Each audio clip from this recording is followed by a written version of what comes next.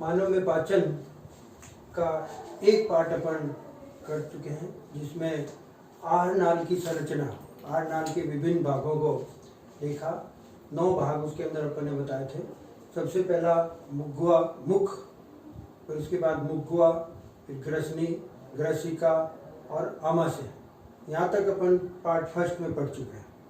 अब part second के अंदर 6 नंबर पार्ट इसका आहार नाल का, जो छोटी आंत्र, स्मॉल इंटेस्टाइन। यहाँ अपन चित्र में देखें, जहाँ आमाशय खत्म होता है, आमाशय जहाँ आमाशय का जो लास्ट भाग, अंतिम भाग बताया था अपन ने, पाइलोरिक पार्ट, पाइलोरिक भाग जो है, जठर निर्गमी भाग जो कहलाता है, ये भाग यहाँ पर एक छिद्र के रूप में अंत में खत्म होता है। उस छिद्र को कहते हैं पाइलोरस, लास्ट टाइम बताया था अपन ने। और यहाँ पर एक पाइलोरिक वाल्व भी होता है। यहाँ जैसे ही आमाशय खत्म होता है, वाल्व जो है एक दिशी वाल्व होता है। वाल्व के बाद में यहाँ स्मॉल इंटेस्टाइन या छोटी आंत्र शुरू होती है। तो यहाँ इस भाग से उदर में ही छोटी आंत्र शुरू होती है। इस छोटी आंत्र के मुख्यतः 3 भाग होते हैं। सबसे पहला भाग, छोटी आंत्र जो सबसे पहला भाग जो है वो ग्रहणी, या जिसको ड्यूडिनम कहते हैं, ग्रहणी या ड्यूडिनम।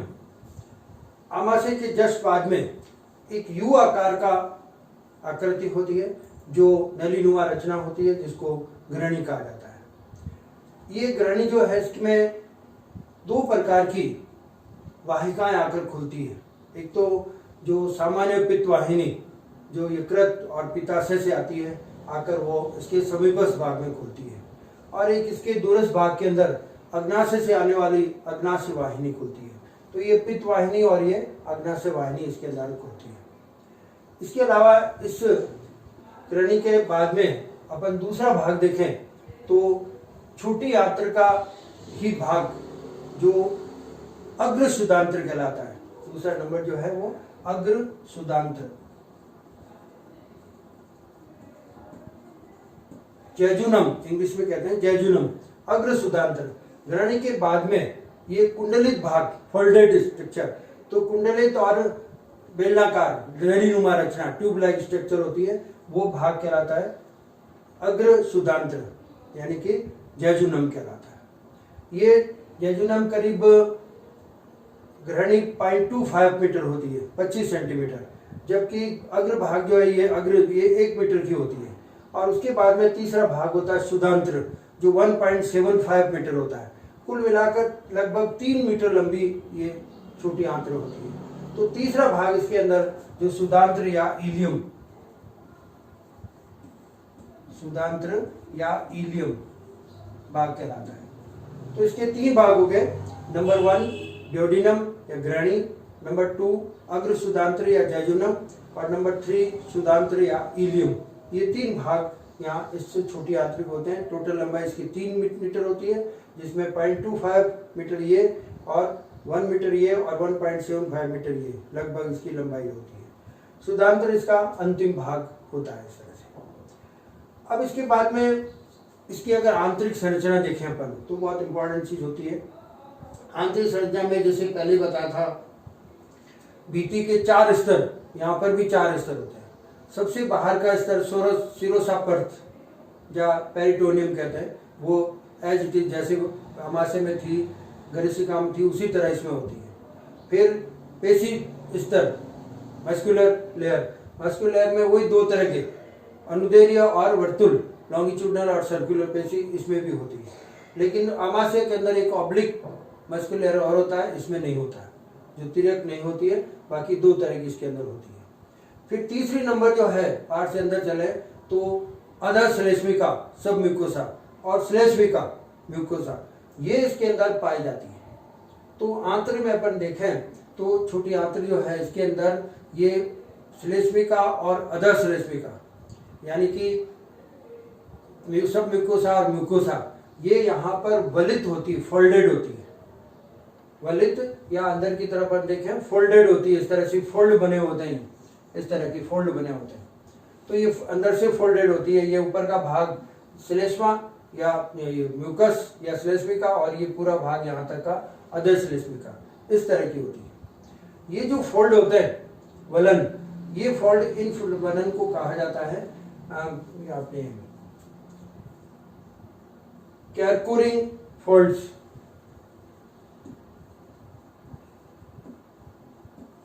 कैरकोरिंग वलय, इनको कैरकोरिंग वलय कहा जाता है।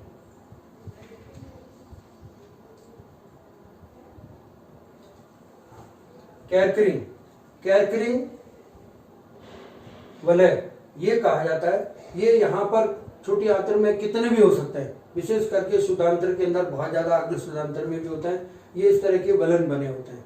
इन वलन के ऊपर ये करीब 8 मिलीमीटर लंबाई के होते हैं ऊंचाई के। इनके ऊपर कई सारे इस तरह के उभार और होते हैं जो 1 मिलीमीटर के होते हैं। इन उभारों को कहा जाता है रसांकुर विलाई, इंग्लिश के अंदर विलाई। ये रसांकुर यहाँ इसके ऊपर पाए जाते हैं, और प्रत्येक रसांकुर के ऊपर सूक्ष्मांकुर होते हैं, माइक्रोविलाई। उनकी संख्या हजारों में होती है, एक के ऊपर 1000 तक होते हैं। तो यहाँ पर पतले पतले, जो कि एक आपने ये जो मिली माइक्रोन के बराबर होती है, यहाँ इनके ऊपर भी पतले पतले इस तरह के मिली माइक्रो अपने जो माइक्रोविलाई या सूक्ष्मांकुर पाए जाते हैं। तो इनके कारण ये क्या बन जाता है, एक ब्रुश बॉर्डर की तरह बन जाती है, ठीक है ना, ब्रुश बॉर्डर की रचना बन जाती है। तो इनकी अंदर की तरफ देखें अपन, कई सारे जो फोल्ड्स या वलन बने होते हैं। इन वलन को कहते हैं कैरकरिंग वलय, और कैरकरिंग वलय करीब 8 मिलीमीटर के होते हैं। इन वलय के ऊपर या वलन के ऊपर जो वलन फोल्ड्स, उन वलन या फोल्ड्स जो है उनके ऊपर क्या होते हैं, रसांकुर या विलाई होती है जो 1 मिलीमीटर की होती है। और इसके ऊपर प्रत्येक रसांकुर के ऊपर सूक्ष्मांकुर होते हैं जो माइक्रोविलाई कहलाते हैं। ये माइक्रोविलाई यहाँ पर पाए जाते हैं, जो कि हजारों में संख्या में होते हैं, और ऊपर का भाग एक ब्रुश की तरह बन जाता है, इसलिए उसको ब्रुश बॉर्डर कहते हैं। तो ये ब्रुश बॉर्डर की तरह होता है। यहाँ श्लेष्मिका और अधर श्लेष्मिका, विशेष करके जो अधर श्लेष्मिका भाग है, यहाँ पर जो वलन है, वलन के अंदर की तरफ या जो सूक्ष्मांकुर, ये रसांकुर है, इन रसांकुरों तक रुधिर केशिकाएं, लसिका केशिकाएं, लैक्टियल्स होती है वो, और कुछ चिकनी पेशियां यहाँ पर पाई जाती है। इसमें रसांकुर तक, यहाँ से पढ़ देते अधर श्लेष्मिका में होता है, श्लेष्मिका भाग उसमें भी होती है। रसांकुर तक ये ब्लड वेसल्स और लैक्टियल्स और चिकनी पेशियां ये यहाँ पर पाई जाती है। इसके अलावा ये रसांकुर, सूक्ष्मांकुर ये किस लिए बनते हैं? ये बनने से क्या होता है कि इसकी आंतरिक सतह, जो आंत्र है, इसकी आंतरिक सतह का क्षेत्रफल पाचन और अवशोषण के लिए बढ़ जाता है। पाचन व अवशोषण के लिए इसका आंतरिक क्षेत्रफल जो है वो सतही क्षेत्रफल वो बढ़ जाता है। एक तो अपन सीधे चलते हैं तो बहुत जल्दी दूरी तय हो जाती है, और एक घूमकर चलते हैं तो दूरी ज्यादा तय होती है। तो ये घूमकर चलने वाली बात है। भोजन जो होगा वो पचित भोजन, उसमें अवशोषण होना होता है या पाचन होना है, तो जितना टाइम ज्यादा लगेगा उतना ही अवशोषण ज्यादा होगा, तो भोजन यूं चलेगा तो उसको ज्यादा समय लगेगा। तो सतही क्षेत्रफल बढ़ाते हैं, इसका मेन यूज ही होता है।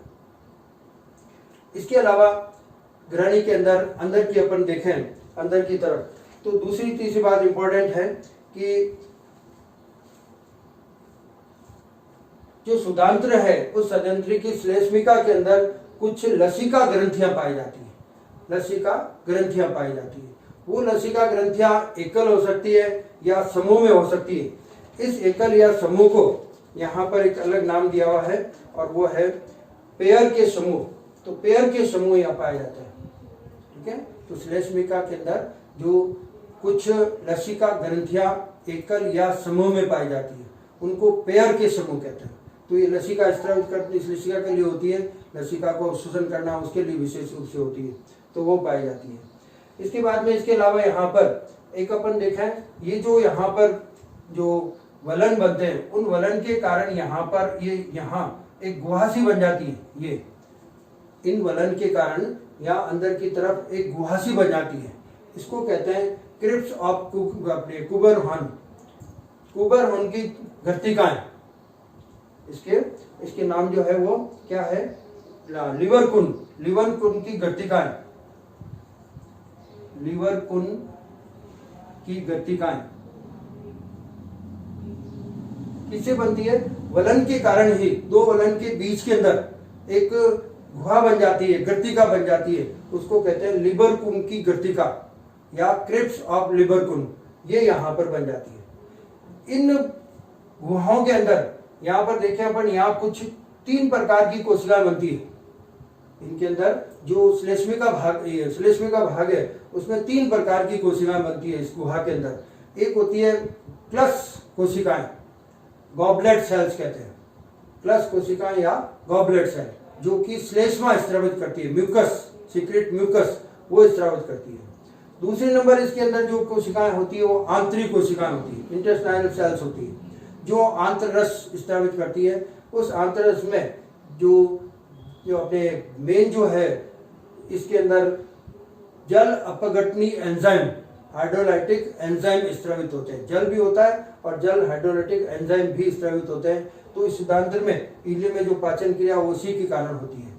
और एक तीसरी नंबर और कोशिकाएं होती है जिनको एनेथ कोशिकाएं कहते हैं। एनेथ, ये एनेथ कोशिकाएं एक एंजाइम स्रावित करती है, लाइसोजाइम, जो जीवाणु को मारने का काम करती है। इस प्रकार से ये इस लिबरकुन की ग्रथिका, इनके अंदर 3 प्रकार की कोशिकाएं हो गई, प्लस कोशिकाएं, आंतरिक कोशिकाएं और एनेथ कोशिकाएं।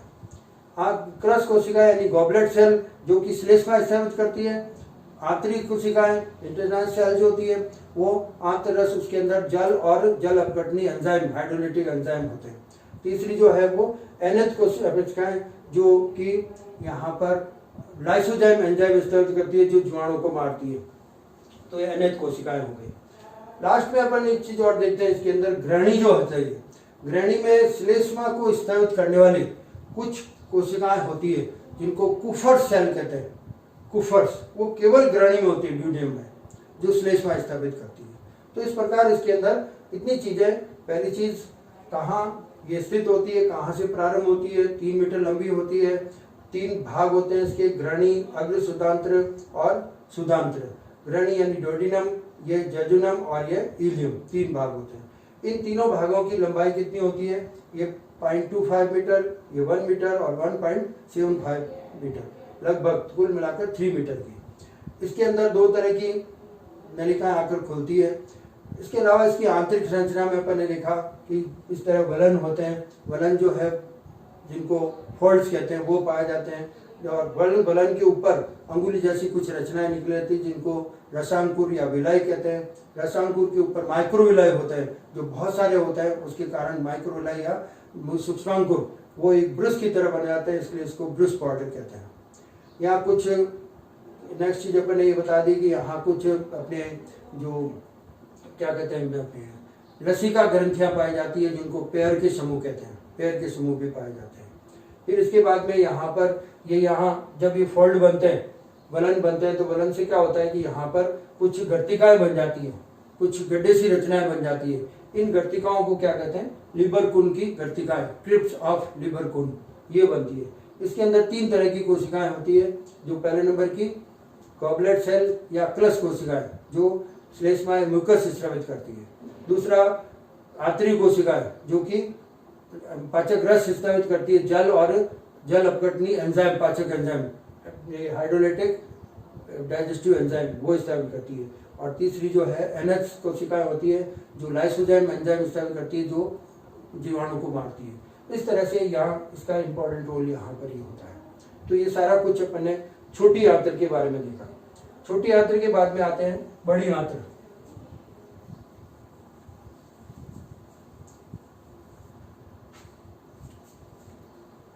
बड़ी आंत्र या बड़ी आंत, लार्ज इंटेस्टाइन।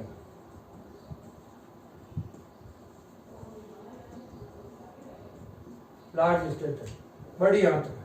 बड़ी आंत्र कहाँ से शुरू होती है?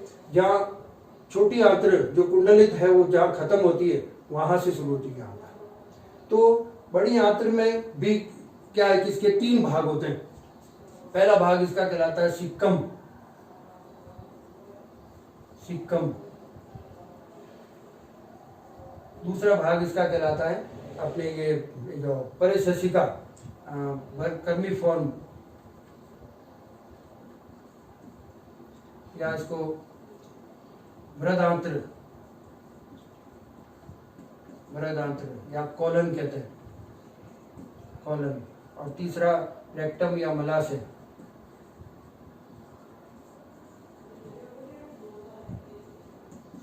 रेक्टम या मलाशय। 3 भाग इस बड़ी आंत्र के होते हैं। सिक्कम, इंग्लिश में, हिंदी में सिक्कम कहते हैं, उंडुक भी कहते हैं, सिक्कम भी कह सकते हैं। बृहदांत्र या कॉलन दूसरा भाग, तीसरा भाग मलाशय या रेक्टम। तो ये 3 भाग बड़ी आंत्र के होते हैं जो यहाँ से शुरू होते हैं। यहाँ ये जो लाल भाग दिख रहा है ये सिक्कम, फिर यहाँ से यहाँ ये पूरी जो चल रही है ये बृहदांत्र और ये मलाशय। मलाशय बाहर गुद्दे की तरफ खुलता है। तो ये पूरा का पूरा बड़ी आंत्र के अंतर्गत आता है। तो इसमें मलाशय भी आता है, गुद्दा भी आ जाता है और ये बड़ी आंत्र ये भी आ गई। अब सिक्कम भाग क्या होता है? सिक्कम यहाँ पर एक बहुत छोटा सा भाग होता है जो कि छोटी आंत और बड़ी आंत जहाँ पर जुड़ती है वहां पर एक छोटा सा भाग होता है जो सिक्कम कहलाता है। और इसी भाग से एक करीब 7-8 सेंटीमीटर लंबी एक गोल पतली रचना, जो कि जिसका दूरस्थ सिरा जो होता है, अंतिम सिरा ये बंद होता है, यहाँ पर ये बंद है, इस तरह की रचना निकलती है। उस रचना को कहते हैं कर्मीफॉर्म परिशेषिका, इंग्लिश में कहते हैं वर्मीफॉर्म अपेंडिक्स। ये यहाँ पर पाई जाती है। जो लाल सी रचना दिख रही है वो अपेंडिक्स होती है, जिसको वर्मीफॉर्म अपेंडिक्स या कर्मी रूपी परिशेषिका कहते हैं। ये यहाँ पर दोनों के जॉइंट स्थल पर छोटी आंत और बड़ी आंत जहाँ पर जुड़ती है वो भाग सिक्कम, और सिक्कम से ही यह निकली रहती है। तो जिसको अपेंडिक्स की बीमारी जो अपन कहते हैं अपेंडिक्स बीमारी हो गई। एक्चुअल में ये क्या है? अवशेषी अंग है, वेस्टिजियल ऑर्गन। इसका कोई रोल नहीं है। जो घास फूस खाते हैं उनके अंदर रोल होता है, रेबिट के अंदर इसका रोल होता है जो सेल्यूलोज को पचाने में, लेकिन मानव में सेल्यूलोज का पाचन नहीं होता है, इसलिए इसका कोई रोल नहीं होता है। ये वेस्टिजियल ऑर्गन या अवशेषी अंग है। अगर ज्यादा हो जाती है, इसमें मवाद हो जाती है तो अपेंडिक्स बीमारी हो जाती है। तो कई इसको निकाल देते हैं तो भी कोई बात नहीं, ऑपरेशन से निकाल भी देते हैं। ये परिशेषिका या अपेंडिक्स होती है। फिर दूसरा भाग बृहदांत्र जो है कॉलन, ये भाग छोटी आंत जो है इलियम उससे चौड़ा होता है, और चौड़ा भी होता है। और ये क्या है कि पूरा एक राउंड का बनाता है, यानी इसका कुछ भाग ऊपर चढ़ता है, फिर पैरेलल रन पर चलता है, फिर नीचे आता है और लास्ट में मलाशय से जुड़ता है। तो जो भाग ऊपर जा रहा है वो भाग क्या कहलाता है? अपने एसेंडिंग और आरोही, ये आरोही भुजा कहलाती है। ये भाग जो है वो अनुप्रस्थ ट्रांसवर्स कहलाती है। ये नीचे वापस आ रहा है वो क्या कहलाता है? अपने डिसेंडिंग अवरोही भाग, और ये आकर यहाँ पर किसमें? मलाशय से खुल जाता है, मलाशय में। तो इतना भाग ये बृहदांत्र जो है वो इसके अंदर आती है। इसके बाद में नेक्स्ट भाग होता है मलाशय और गुद्दा। मलाशय गुद्दा क्या है कि कॉलन भाग जो बृहदांत्र जहाँ खत्म होती है वहां पर एक थैलीनुमा भाग होता है, पेशी युक्त होता है, और वो मलाशय कहलाता है। और उस मलाशय का जो अंतिम सिरा होता है जो एक छिद्र के रूप में बाहर खुलता है उसको गुद्दा या एनस कहते हैं। तो ये गुद्दा या एनस पाया जाता है। इस गुद्दा या एनस के अंदर क्या है कि स्फिंक्टर या वाल्व होते हैं। 2 तरह के वाल्व होते हैं यहाँ पर। इसके अंदर एक आंतरिक वाल्व होता है और एक बाहर की तरफ वाल्व होता है। आंतरिक होता है उसमें कुछ चिकनी पेशियां बनी होती है, लेकिन बाहरी वाल्व जो होता है उसके अंदर रेखित पेशियों का बना होता है। तो ये वाल्व जो है कंट्रोल करता है, यहाँ गुद्दा से जो अपशिष्ट जो मल बाहर निकलता है उसको कंट्रोल करता है। तो ये गुद्दा यहाँ पर ही पाया जाता है, जिसमें 2 तरह के वाल्व या स्पेक्टर या क्या कहते हैं अवरोधनी, एक आंतरिक और एक बाह्य अवरोधनी या वाल्व कह सकते हैं, वो यहाँ पर पाया जाता है। इस बड़ी आंत्र की आंतरिक संरचना देखें तो किस तरह की होती है। इसके अंदर किसी प्रकार के कोई ऐसे वलन नहीं होते हैं, यानी कि जो वलन यानी रसांकुर माय में ये जो है किसी तरह के रसांकुर वगैरह नहीं होते।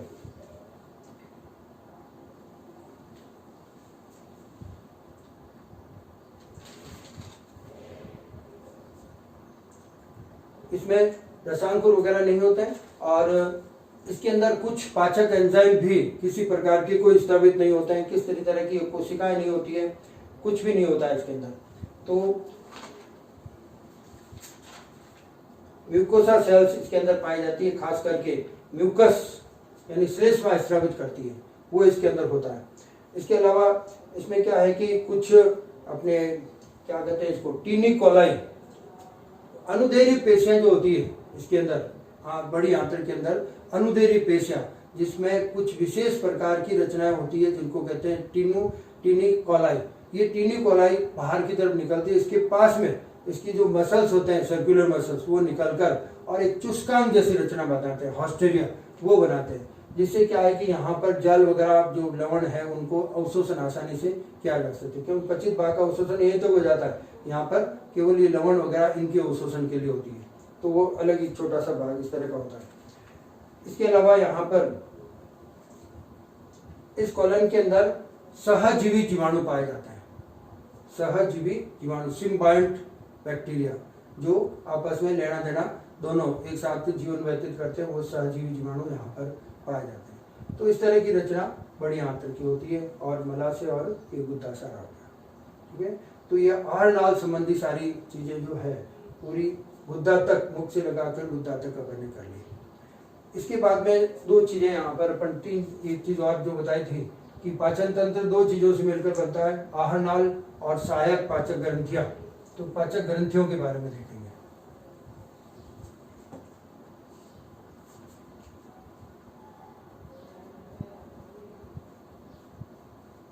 पाचक ग्रंथियां, डाइजेस्टिव ग्लैंड्स,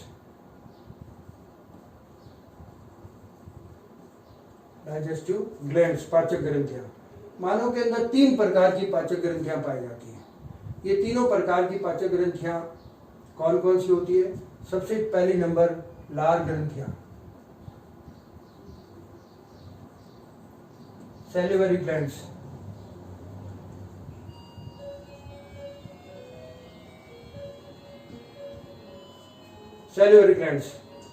लार ग्रंथियां। मानव के अंदर 3 जोड़ी लार ग्रंथियां पाई जाती हैं। 3 जोड़ी उनकी स्थिति के अनुसार इनका नाम है। जैसे पहली नंबर होती है एक जोड़ी अधोजीवा, अधो का मतलब होता है नीचे, सब लिंगुअल, अधोजीवा, अधो का मतलब नीचे, जीवा का मतलब जीभ के नीचे, सब लिंगुअल वो जीभ के नीचे, जीभ के नीचे एक जोड़ी पाई जाती है जिसको अधोजीवा कहते हैं। इसी तरह दूसरी नंबर होती है अधो अपने जंभ, सब मैक्सिलरी, जो मैक्सिलरी जबड़े होते हैं उनके नीचे, निचले जबड़े वहां नीचे की तरफ होती है। और तीसरी नंबर होती है जो कि कर्णपूर्व या इंग्लिश में कहते हैं पैरोटिड ग्लैंड्स, वो कान के पहले, कर्णपूर्व कान के पहले स्थित होती है। तो 3 जोड़ी हो गई, कौन कौन सी? नंबर 1 अधोजीवा, सब लिंगुअल, नंबर 2 अधोजंभ, सब मैक्सिलरी, और नंबर 3 कर्णपूर्व पैरोटिड। 3 जोड़ी यानी 6 ग्रंथियां मानव में पाई जाती है। ये सभी की सभी ग्रंथियां जो है वो बाह्यस्रावी होती है, क्योंकि इन ग्रंथियों से निकलने वाला जो रस होता है जिसको लार कहते हैं, सैलाइवा, वो एक विशेष नलियों के द्वारा मुखगुहा में आकर होते हैं। तो 6 ग्रंथियां अपनी लार एक विशेष नलिकाओं के द्वारा मुखगुहा में, सभी की सभी मुखगुहा में आकर होती है। तो इनमें स्रावित होती है लार, सैलाइवा, और वो मुखगुहा में आकर मिल जाते हैं, ठीक है ना। उस लार के अंदर, लार क्या होता है? एक तरल पदार्थ होता है, क्षारीय भाग होता है, उसके अंदर एक एंजाइम भी होता है। मानव की जो लार ग्रंथियां हैं वो लार स्रावित करती है, उसमें एक टाइलिन नाम का एंजाइम, अल्फा एमाइलेज भी कहते हैं इसको, अल्फा एमाइलेज या टाइलिन, जो स्टार्च का पाचन करता है। तो ये टाइलिन एंजाइम पाया जाता है। इसके अलावा इसमें जल होता है, कुछ लवण होते हैं, जैसे सोडियम क्लोराइड होता है, पोटेशियम बाइकार्बोनेट होता है, ये लवण भी इसके अंदर पाए जाते हैं। तो लवण भी पाए जाते हैं, एंजाइम भी होता है, क्षारीय होता है, लवण क्षारीय, इसलिए ये क्षारीय प्रकृति का होता है, और कुछ जल की मात्रा भी होती है। तो इसलिए ये लार बहुत इंपॉर्टेंट चीज होती है। भोजन को अपन बताएंगे क्या इसका काम है पाचन क्रिया के अंदर। ये 6 जोड़ी लार ग्रंथियां लार स्रावित करके कहाँ पहुंच जाती है? मुखगुहा में पहुंच जाती है, और लार में ये चीजें होती है। दूसरी ग्रंथि आती है बहुत इंपॉर्टेंट, यकृत, लिवर।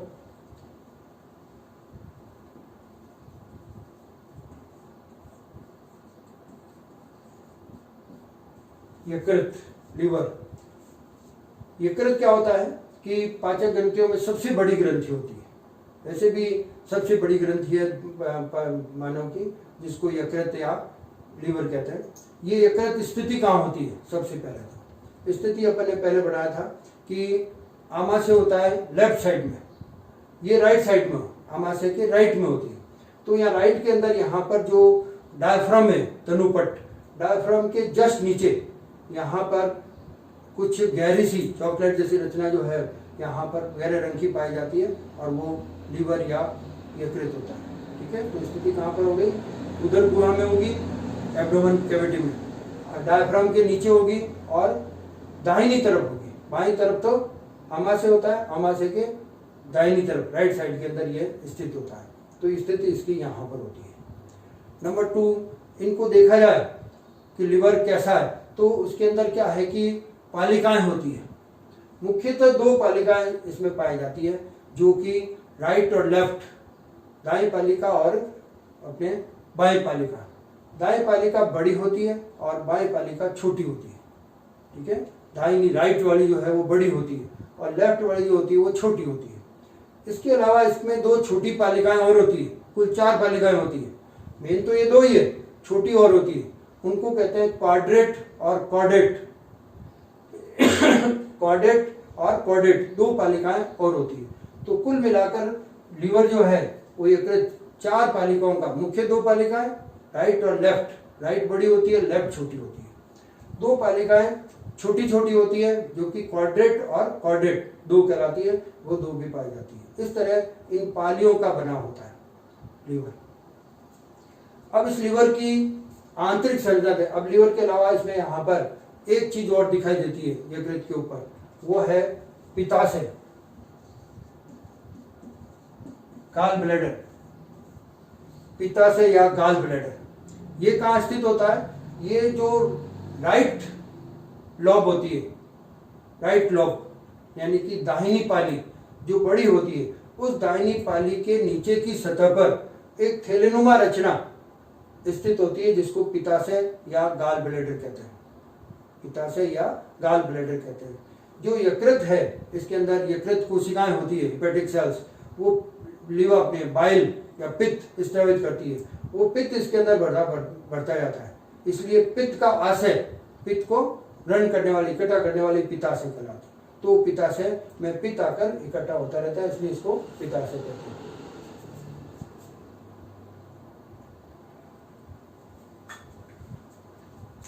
ठीक है, तो इस पित्ताशय की स्थिति कहां पर होगी? जो दाहिनी पाली जो बड़ी होती है, राइट लोब लीवर की, उसमें नीचे की सतह पर एक थैलेनुमा रचना, बैग लाइक स्ट्रक्चर होती है, जिसको पित्ताशय कहते हैं। इसमें अंदर पित्त भरा रहता है, जो कि यकृत से ही स्रावित होता है, सीक्रेटेड बाय लीवर सेल्स, वहां से स्रावित है, जो हेपेटिक सेल्स कहलाती है वहां से। तो ऐसे यहाँ से पित्त वाहिनी चलती है और यहाँ पर एक सामान्य पित्त वाहिनी बनाती है, सामान्य पित्त वाहिनी।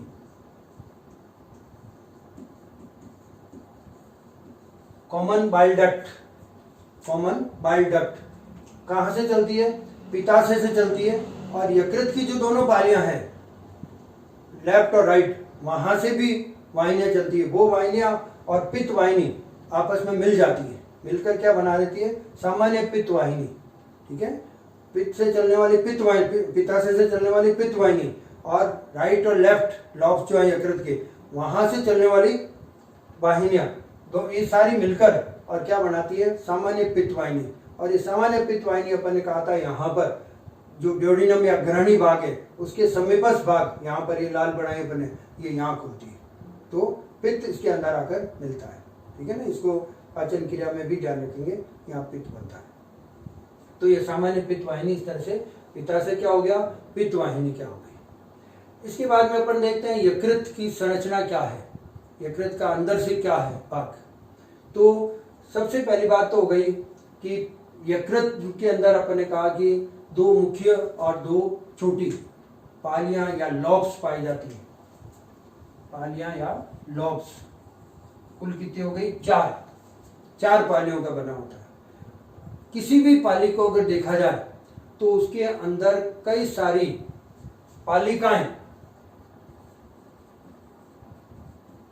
पालिकाएं, लोब्यूल्स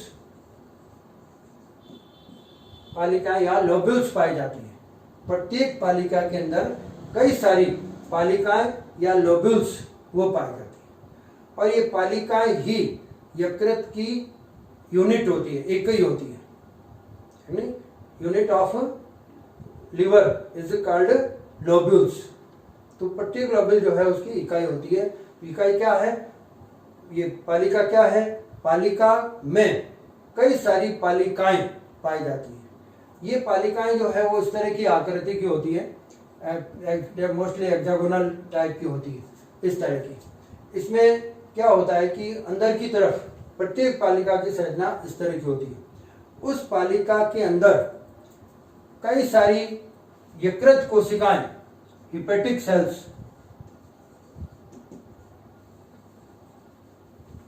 यकृत कोशिकाएं या हिपेटिक सेल्स पाई जाती है। तो पालिका किसकी बनी हुई है? यहाँ अंदर खूब सारी कोशिकाएं होती है। वो कोशिकाएं क्या कहलाती है? यकृत कोशिकाएं या हिपेटिक सेल्स। इन हिपेटिक सेल्स का अरेंजमेंट जो है वो कैसा होता है? यूं पंक्ति में होता है, बीच के अंदर एक गुहा, यूं एक पंक्ति में रेडियली अरेंज, अरीय रूप में एक पंक्ति के अंदर ये व्यवस्थित रहती है। अरीय रूप में पंक्ति के रूप में व्यवस्थित रहेगी। इस तरह की पंक्तियां खूब सारी इसके अंदर बनेगी यहाँ, ठीक है। और ये जो पंक्तियां बनती है, उन पंक्तियों के बीच के अंदर जो ये खाली जगह होती है उनको कहते हैं साइनोसॉइड। इनको साइनोसॉइड कहा जाता है, जो बीच के अंदर पंक्तियां बनती है, या इसको हिंदी के अंदर कहते हैं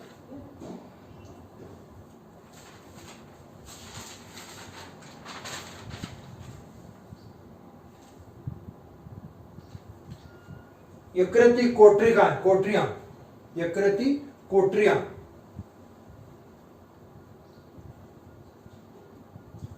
साइनोसॉइड, साइनोसॉइड से बनते हैं, ठीक है। तो यकृत क्या है? 4 पालियां हो गई। प्रत्येक पाली के अंदर इस तरह की खूब सारी पालिकाएं या लोब्यूल्स होती है। और पालिकाएं किससे बनती है? हिपेटिक सेल से बनती है, यकृत कोशिकाएं।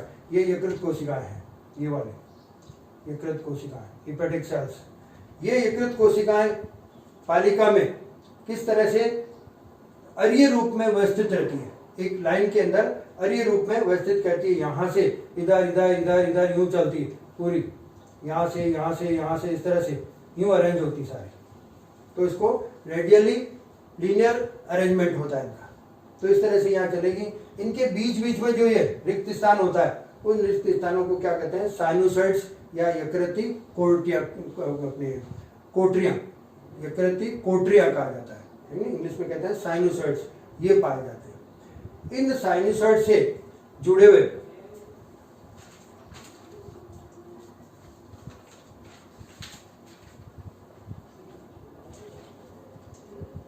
इन साइनोसॉइड से कुछ कोशिकाएं जुड़ी होती है। उन कोशिकाओं को कहते हैं कुफर कोशिकाएं। यहाँ पर इनसे जुड़ी हुई कुछ कोशिकाएं होती है जिनको कुफर कोशिकाएं कहते हैं। KUPFFER, कुफर सेल्स।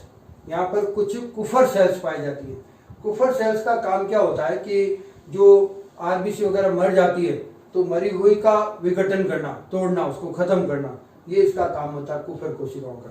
तो इसमें ये कुफर कोशिकाएं पाई जाती है। महाभक्षाणु भी कहते हैं इनको। महाभक्षाणु यानी कि ये जो भी ये जर्म्स वगैरह होते हैं उनको खा जाती है। RBC मरी हुई उनको तोड़ देती है, उनका भक्षाणु करती है। पिनोसाइट्स वगैरह इनको कहा जाता है।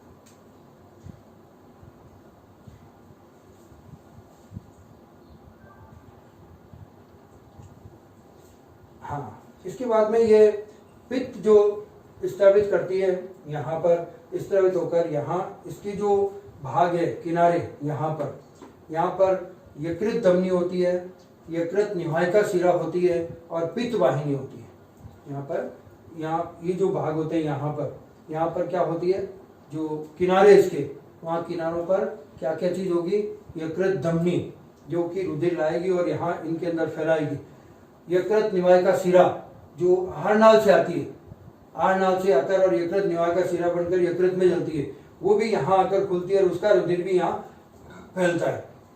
इसके अलावा जो है ये पित्त वाहिनी, जो यहाँ से पित्त बनेगा वो सारा इकट्ठा होकर यहाँ पर जाएगा, और ये बीच के अंदर जो है वो शिरा होती है जो रुधिर को वापस इकट्ठा करके यकृत शिरा के द्वारा बाहर निकालती है। इस तरह से रुधिर की सप्लाई भी होती है और पित्त भी यहाँ से निकलता रहता है, जाता रहता है। ठीक है ना। तो किनारों पर क्या क्या होगा, यकृत धमनी, यकृत निवाय का शिरा और अपने पित्त वाहिनी, बाइल डक्ट, वो सारी होगी, रुधिर का सप्लाई होगी यहाँ पर, रुधिर अपने पित्त का संग्रह होगा, और बीच के अंदर जो है वो शिरा होती है जो कि रुधिर को वापस बाहर ले जाती है, यकृत शिरा बढ़ाती है। इस तरह से इसमें जो हेपेटिक सेल्स होती है वो, और जो अपने पालिकाएं लॉब्यूल्स है, वो संरचना इस तरह की बनी होती है। अब इसके बाद ये संरचना हो गई सारी। संरचना के बाद में आता है यकृत के क्या कार्य है। यकृत के कार्य बहुत इंपॉर्टेंट, ये ग्रंथि होती है और इसके कार्य भी बहुत इंपॉर्टेंट होते हैं।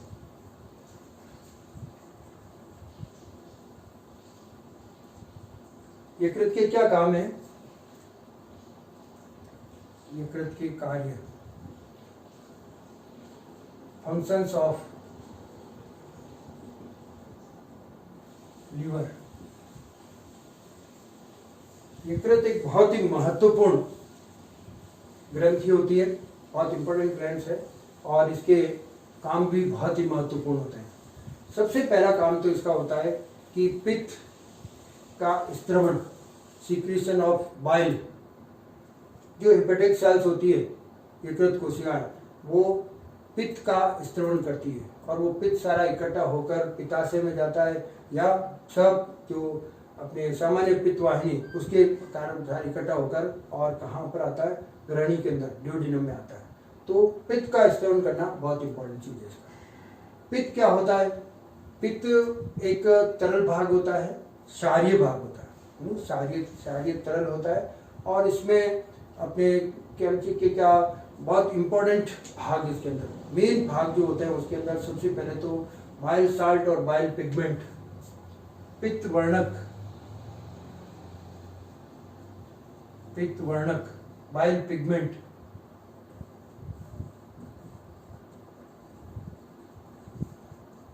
और बाइल साल्ट यानी पित्त लवण, ये दो मुख्य रूप से पाए जाते हैं। पित्त वर्णक जो होता है इसमें दो तरह के वर्णक होते हैं, जो कि बिलिरुबिन और बिलिवर्डिन, दो तरह के वर्णक होते हैं, बिलिरुबिन और बिलिवर्डिन। ये किससे बनते हैं, आरबीसी के टूटने से, उनको डिस्ट्रॉय करते हैं, ऊपर को से आप बताया तो पहले, तो उसके टूटने से बनते हैं। ये अपशिष्ट रूप में बाहर निकलते हैं, मल के रूप में अपने जो पीला सा भाग निकलता है, मल जो रंग चैन पीला सा इसके कारण ही होता है, ये बाहर निकलते रहते हैं। इसके अलावा पित्त वर्णक बाइल साल्ट्स होते हैं। बाइल साल्ट्स होना, इसके अंदर बहुत इंपॉर्टेंट जो है वो बाइकार्बोनेट, क्लोराइड, ये साल्ट होते हैं। मुख्य रूप से इसके अंदर जो साल्ट होते हैं, पित्त साल्ट, उसके अंदर सोडियम बाइकार्बोनेट, ग्लाइकोलेट और टोरोकोलेट। कौन कौन से, सोडियम बाइकार्बोनेट, इसका टोरोकोलेट, ग्लाइकोलेट, ये वर्णक ये जो है पित्त लवण पाए जाते हैं। पित्त लवण और पित्त साल्ट के अलावा इसके अंदर कोलेस्ट्रॉल होता है और एक लेसिथिन होता है, कोलेस्ट्रॉल भी होता है, कोलेस्ट्रॉल और लेसिथिन, ये भी पाए जाते हैं।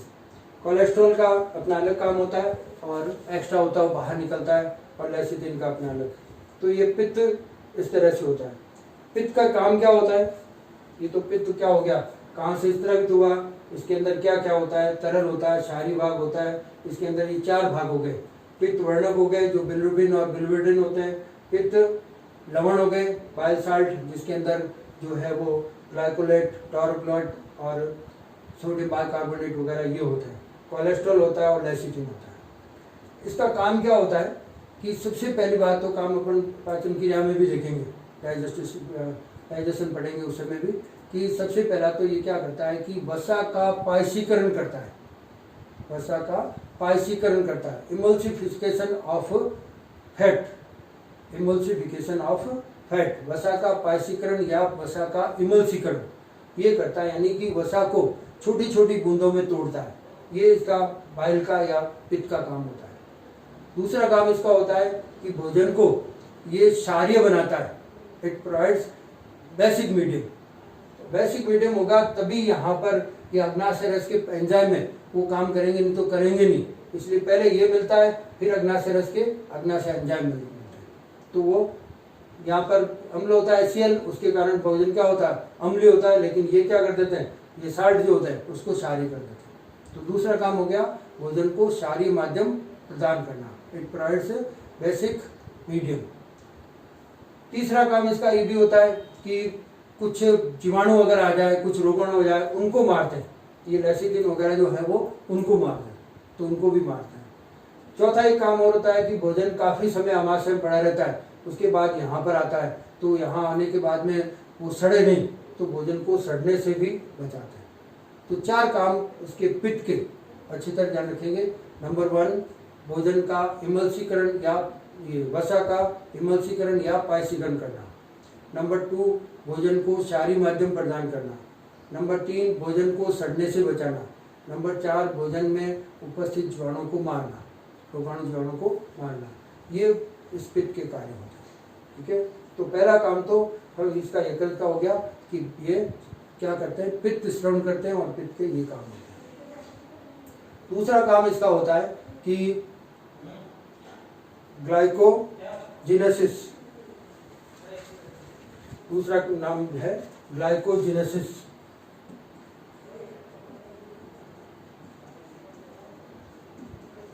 ग्लाइकोजेनेसिस और एक होता है ग्लाइकोजिनोलाइसिस। ग्लाइकोजिनोलाइसिस दोनों को तुलनात्मक ध्यान रखेंगे। ग्लाइकोजेनेसिस और ग्लाइकोजिनोलाइसिस। ग्लाइकोलाइसिस अलग होता है, वो सेक्शन में आएगा जाने का। ये ग्लाइकोजेनेसिस और ग्लाइकोजिनोलाइसिस ये क्या होता है कि एक अभी अपन ने बताया था यकृत निवाय का शिरा, इसके अंदर निवाय का मानव में होता है निवाय का शिरा, जो कि इसमें यहाँ से जितनी भी शिराएं होती है आरनाल से, वो सारी इकट्ठी होकर और एक शिरा बनाती है जिसको यकृत निवाय का शिरा कहते हैं। वो यकृत निवाय का शिरा पहले कहाँ जाती है, लीवर में जाती है। तो यहाँ का पचित भोजन जितना भी होता है वो पहले लीवर में जाता है, लीवर से फिर आगे दूसरे भागों में जाएगा। तो यहाँ पर जितने पचित भाग होंगे, ग्लूकोज जो होता है उसको यहाँ से ले जाती है। तो अगर शरीर के अंदर ग्लूकोज की मात्रा ज्यादा हो गई तो यकृत की कोशिकाएं क्या करती है, उसको ग्लूकोज से ग्लाइकोजन में परिवर्तित कर देती है और ग्लाइकोजन संग्रह रहता है। ग्लूकोज को ग्लाइकोजन में परिवर्तन होना ग्लाइकोजेनेसिस कहलाता है।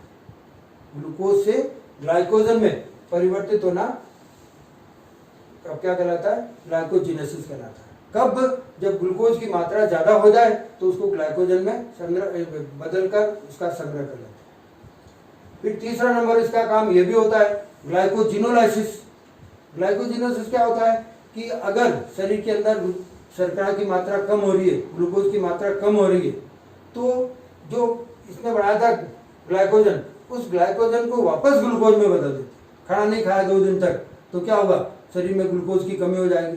तो ये क्या करेगी, ये क्रिया चलेगी, फिर जो स्टोर हुआ ग्लाइकोजन है, संग्रह हुआ, वो उसको ग्लाइकोजन को ग्लूकोज में बदल देती। तो वो ग्लाइकोजिनोलाइसिस भी करती है। ठीक है, तो दोनों क्रियाएं होती है। ग्लूकोज का ग्लाइकोजन बदलना क्या कहलाएगा, ग्लाइकोजेनेसिस, और ग्लाइकोजन का वापस ग्लूकोज बनाना ग्लाइकोजिनोलाइसिस।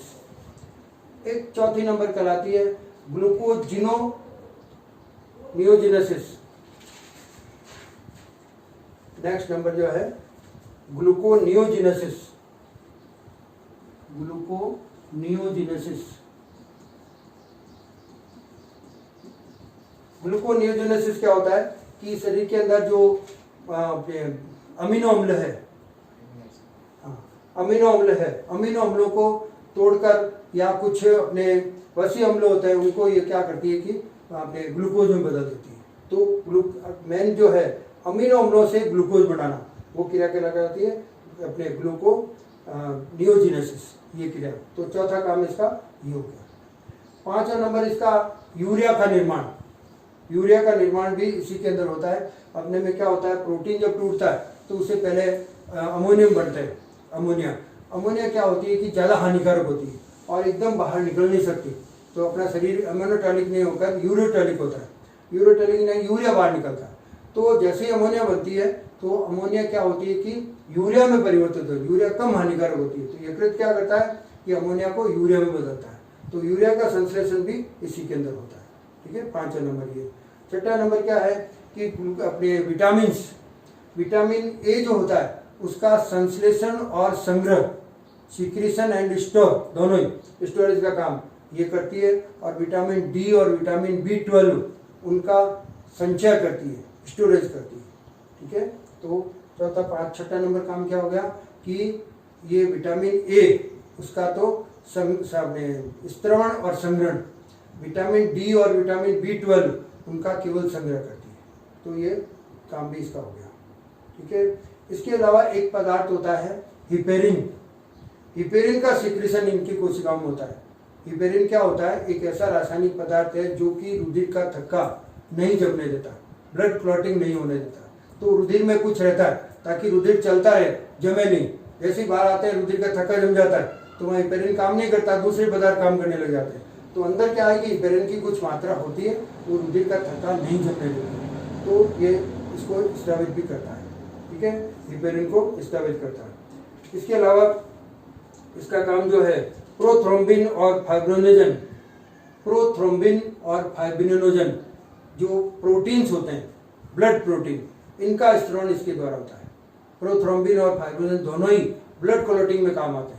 ब्लड क्लॉटिंग के समय ये प्रोथ्रोम्बिन थ्रोम्बिन में बदलता है और फाइब्रिनोजन से फाइब्रिन बनता है, तो रुधिर का जो थक्का है यानी ब्लड क्लॉट हो जाता है उसी के कारण होता है, तो उसका सिक्रेशन भी इनके द्वारा होता है।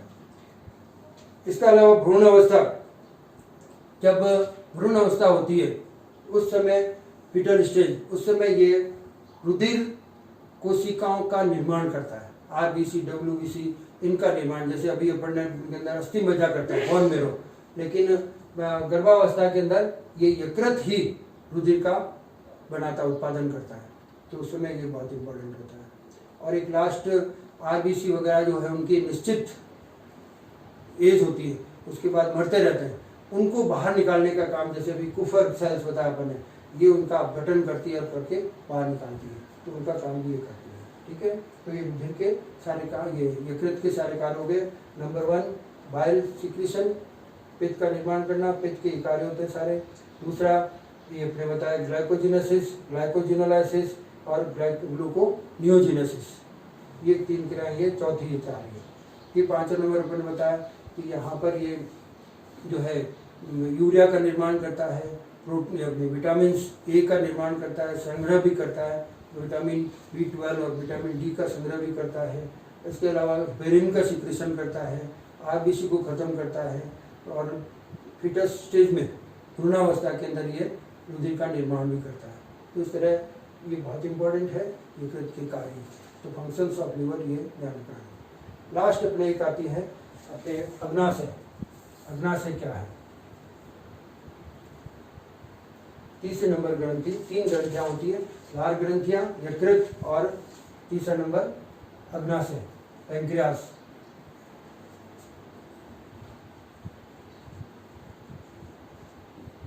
अग्नाशय या पैंक्रियास। पहले नंबर लार ग्रंथि, सैलिवरी ग्लैंड्स जो 6 होती है, दूसरा यकृत जो 1 होता है, लिवर, और तीसरा नंबर अग्नाशय या पैंक्रियास।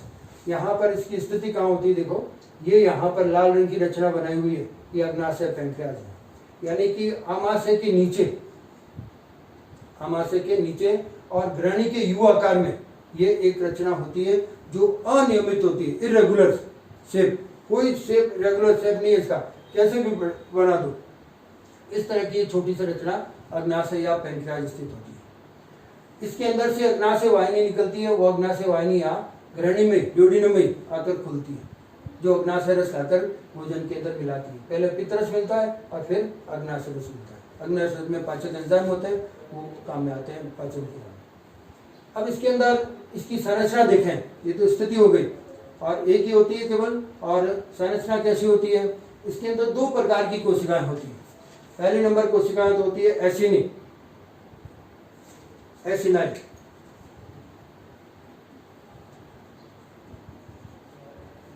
पहले नंबर तो एसिनाई कोशिकाएं होती है, एसिनाई सेल्स। तो ये ACINI एसिनाई सेल्स।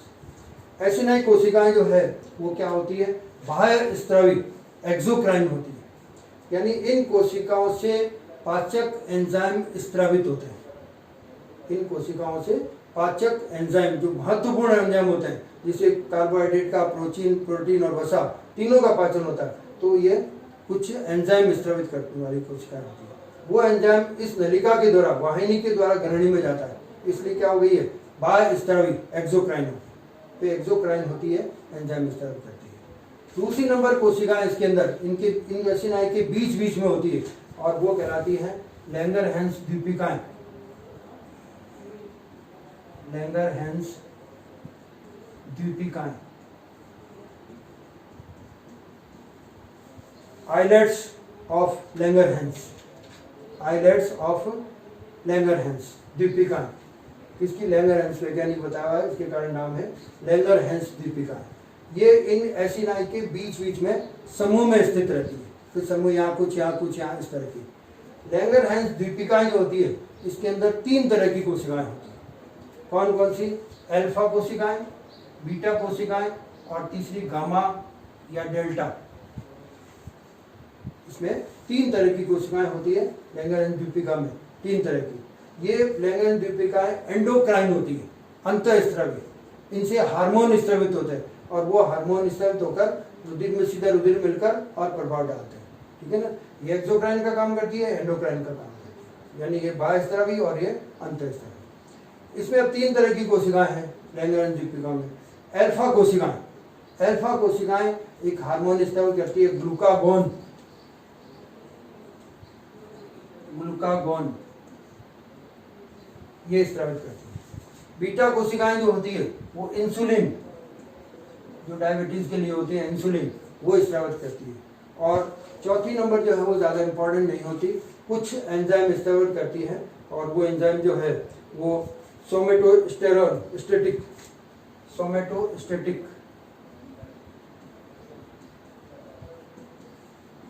जनन से संबंधित होते हैं। और इसी तरह से गैस्ट्रिन, ये पाचन से संबंधित होता है। गैस्ट्रिन जैसे आमाशय में आता है तो गैस्ट्रिन स्रावित होता है, तो वो इससे होता है। एक सीरोटोनिन,